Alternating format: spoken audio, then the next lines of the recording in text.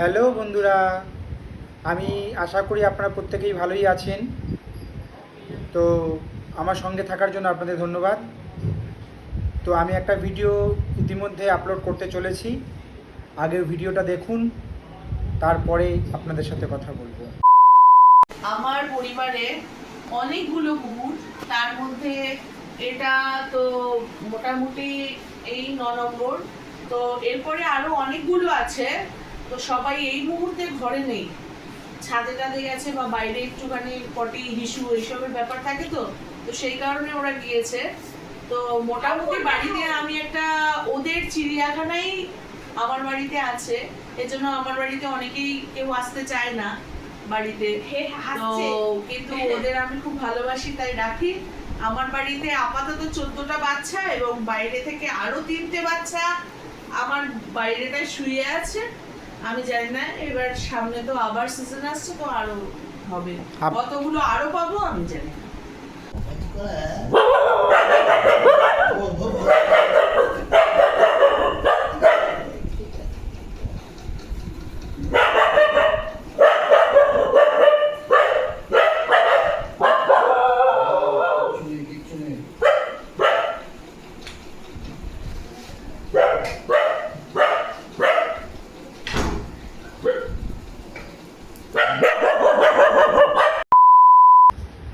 তো বন্ধুরা, ভিডিওটা আপনারা দেখেছেন, আশা করি দিদির কথাও শুনেছেন।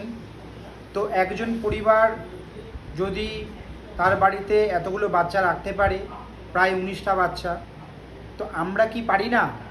যে যারা নিজের মা বাবা হারা স্ট্রিট ডগগুলোর কথা আমি বলছি, আমরা তো বিদেশি বহু রকমের বাচ্চা আমরা টাকা দিয়ে কিনে নিয়ে আসি, তাদেরকে ভালোবাসা দিই।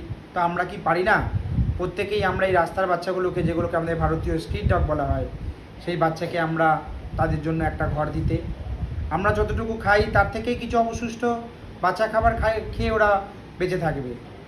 তো প্লিজ, যদি আমার কথায় আপনাদের খারাপ লেগে থাকে, তা তো আমি জানি না, তো প্লিজ দয়া করে আমাকে কমেন্ট সেকশানে জানাবেন। এবং আমার একটাই রিকোয়েস্ট, যদি সম্ভব হয় আমি আরও ভিডিওস দেবো, সেই ভিডিওস আপনারা আশা করি দেখবেন। তো আমি একটাই রিকোয়েস্ট করব, যদি সম্ভব হয় আমরা প্রত্যেকে একটা করে রাস্তার বাচ্চা যদি রাখতে পারি, এটা আমার অনুরোধ আপনাদের কাছে। আমি একটা কথাই বলবো, যে আশা করি ভালোই লেগেছে। যদি কোনো কিছু বলার থাকে আপনাদের, কমেন্ট সেকশনে দয়া করে জানাবেন। এবং আশা করি আপনারা প্রত্যেকেই আমার পাশে থাকবেন, এভাবেই ভালোবাসা দেবেন, এবং আপনাদের নতুন নতুন ভিডিওস আমি আরও আপলোড করব। Good night.